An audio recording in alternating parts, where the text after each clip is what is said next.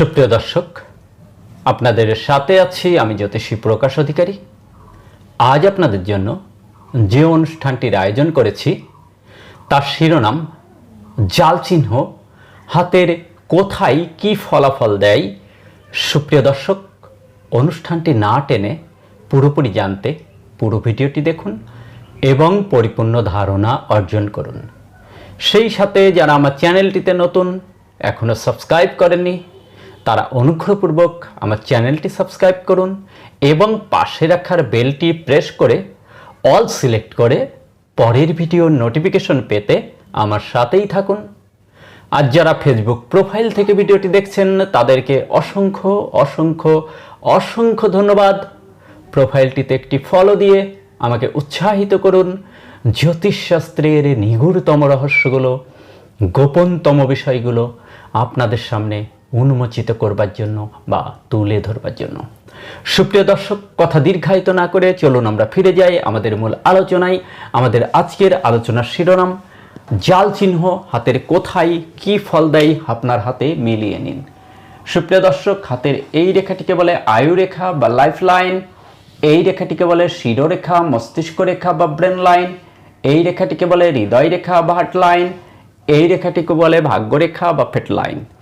তো আমরা আজকে যে চিহ্নটি নিয়ে আলোচনা করব সেটির নাম জাল চিহ্ন। তো আমরা প্রথমে একটা স্থান থেকে বিচার করব। হাতের এই অংশটুকু শুক্রের। তো শুক্রের ক্ষেত্রে যদি এই ধরনের জাল চিহ্ন পরিলক্ষিত হয় তাহলে সেই জাতক জাতিকা ব্যভিচার, পরকীয়া বা কামনা বাসনার দিকে তার মন বেশি থাকে এবং তাদের এই কামনা বাসনা চরিতার্থ করবার জন্য এই পরকীয়া বা ব্যভিচারের কারণে এটা তারা মানবেতর জীবনযাপন করতে বাধ্য হয়, ধন সম্পদ অনেক কিছু খুইয়ে ফেলে এই কারণে। তো এই জাল চিহ্ন থাকা সত্ত্বেও যদি এই বৃদ্ধাঙ্গুলটি নমনীয় হয়, অর্থাৎ নরম টাইপের হয় আর এই পর্বের তুলনায় এই পর্বটা একটু দীর্ঘ হয়, তাহলে জাতক এই জাল চিহ্নের প্রভাব থেকে অনেকটা বেরিয়ে আসতে পারে এমন ইঙ্গিত বহন করে। সেই সাথে এই বৃদ্ধাঙ্গুলি নমনীয় এবং এই পর্ব দীর্ঘর সঙ্গে সঙ্গে মস্তিষ্ক রেখাটাও সুন্দর সুগঠিত থাকতে হবে, তাহলে জাতক এর কুফল থেকে অনেকাংশে বেরিয়ে আসতে পারে। এবার দেখব এই ক্ষেত্রটিকে বলে রাহুর ক্ষেত্র।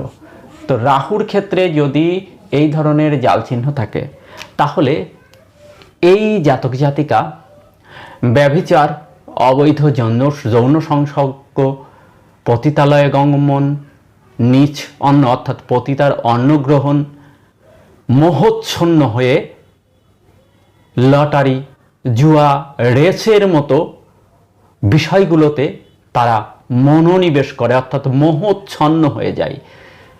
রাহু অজ্ঞানতা এনে দেয়, মানে জ্ঞান লোপ করে জাতককে মোহচ্ছন্ন করে অন্যায় পথে ধাবিত করে এবং মানবেতর বা কষ্টদায়ক জীবনযাপন করতে জাতক তখন বাধ্য হয়। এই ক্ষেত্রটিকে বলে বৃহস্পতির ক্ষেত্রেও। তো বৃহস্পতির ক্ষেত্রে যদি জাল চিহ্ন পরিলক্ষিত হয় তাহলে সেই জাতক ভিন্ন মতবাদে বিশ্বাসী, অধার্মিক, অহংকারী, জেদি, শিক্ষাক্ষেত্রে বাধা অর্থাৎ জ্ঞান তাদের প্রগাঢ় হয় না, অর্থাৎ এরা সঠিক জ্ঞানী নয় এবং শিক্ষাক্ষেত্রে তাদের বাধা, সর্বোপরি সৌভাগ্য এবং সঞ্চয়ে ব্যাপক বাধার সৃষ্টি হয়। অর্থাৎ এরা জীবনের সৌভাগ্য ছিনিয়ে আনতে অনেকটা কষ্ট করতে হয়, সৌভাগ্যের কাছ থেকে এদের ফেরত আসতে হয়, যেটাকে বলে কাজের শুরু ভালো শেষ ভালো নয়। এবার দেখব শনির ক্ষেত্র। এই ক্ষেত্রে যদি জাল চিহ্ন পরিলক্ষিত হয় তাহলে জাতকের জীবনটা অনেক কষ্টদায়ক হয়, কর্মে সফলতা যেন আসতেই চায় না, অপ্রত্যাশিত ঝঞ্ঝাট, ঝামেলা, বিপত্তি জাতকের লেগেই থাকে। একটি সমস্যা যাবে তো আরেকটি সমস্যা কিন্তু শনি তাকে ফেস করাবে। কর্ম পরিবর্তন, স্থান পরিবর্তন, ঋণগ্রস্ত, পলাতক জীবনযাপন, একাকিত্ব, নিঃসঙ্গতা, প্রচণ্ড মানসিক অবসাদ, মনের আনন্দ মিলান হয়ে যায়। এই চিহ্নটি শনির ক্ষেত্রে খুবই অশুভ হিসেবে পরিগণিত হয়। রবির ক্ষেত্রে যদি এই ধরনের জাল চিহ্ন পরিলক্ষিত হয় তাহলে এরা জ্ঞানহীন, দুর্নামগ্রস্ত,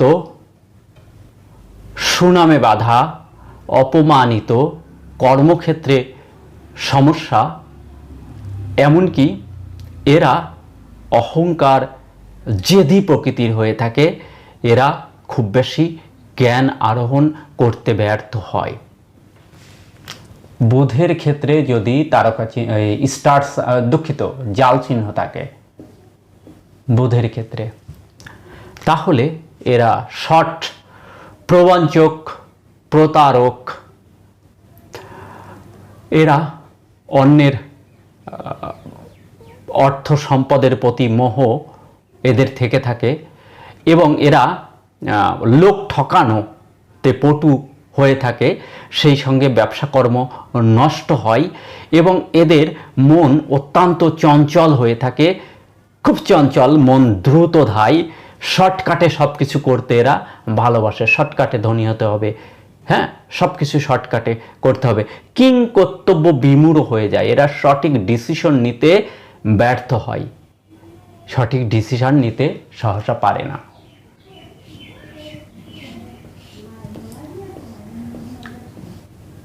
মঙ্গলের ক্ষেত্রে জাল চিহ্ন, এরা অনেকটা